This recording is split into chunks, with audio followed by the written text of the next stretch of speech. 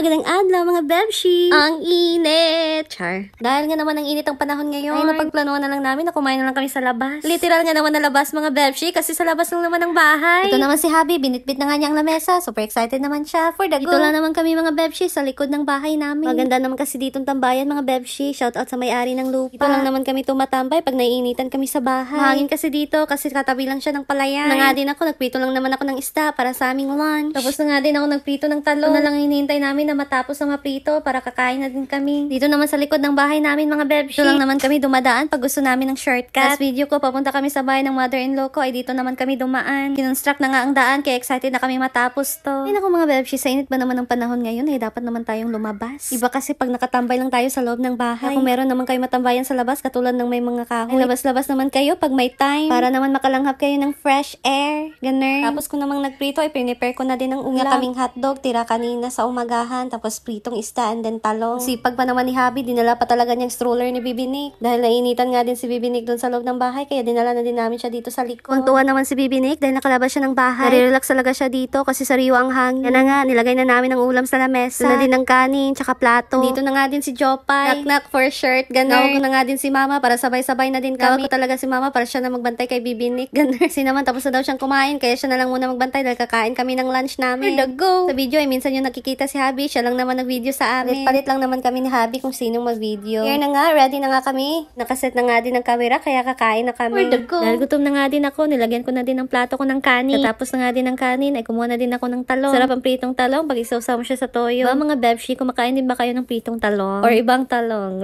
Siyempre, kumakain din ako ng sibuyas, kaya nilagyan ko na din ng sibuyas, tsaka half ng hotdog, and then pritong isda. Ito na nga si Bibinik, meron pa siyang mini fan kahit mahangin naman dito. Nga pala, sa Mr. DIY lang naman namin nabili yung mini fan. Ito talaga ang maganda pag kumakain, maraming chika. Kung maraming chika, hindi mo alam na parami ka din ng kain. Wala nga dito si Habi dahil siya nag-set up ng camera. Ganyan naman talaga mga bebshi pag nasa vlogging tayo. Shoutout naman dyan sa aking mga content creator. Alam ko mga bebshi, relating kayo sa akin. Siyempre naman mga bebshi, dahil sarap naman ngayon uminom ng coke dahil sa init ng panahon. Coke is life, tuwara. Pag kumakain naman kami, ay si Bibinik tumitingin lang sa amin. Sarap nga naman talagang kumain sa labas. Lalo na pag maganda ang view. Pasarap talaga ang kain namin mga be. Kasi naman, mahangin dito sa labas. Tapos ang nakikita mo ay halos kulay green. Kaya naman, nare-relax talaga din ang mga mata ko. Char. By the way mga bebshi, abangan nyo ang pa-raffle namin. Malapit na. Kaya naman, wag na kayong magpatumpik-tumpik pa at mag-share na kayo ng mga videos ko. Baka naman kayo mapili namin para sa aming Gcash at mabunot sa aming raffle na bag. And of course, I would like to thank our sponsor, Mama Ana Grantiza. Kaya naman mga bes, sa hindi pa naka-follow kay Mama Ana Grantiza, you can follow her page, Grantiza. Ayan. And that's all for today mga bebs. Thank you so much for watching and see you to my next video.